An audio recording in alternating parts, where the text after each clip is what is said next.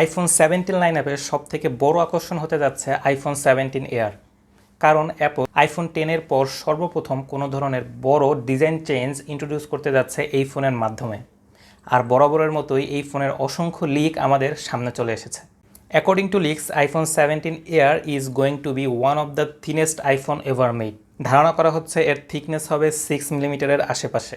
এত পাতলা ডিভাইস হওয়া সত্ত্বেও আইফোন এয়ারের ব্যাটারি লাইফ হবে আইফোন 16 সিরিজের মতোই।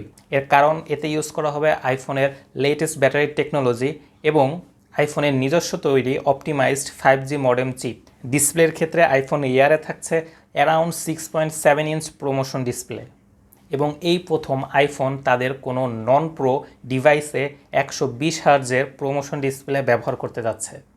সর্বশেষ ধারণা করা হচ্ছে এতে থাকবে 48 মেগাপিক্সেলের সিঙ্গেল ক্যামেরার সেটআপ এবং এর দাম হতে যাচ্ছে $1000 আশেপাশে।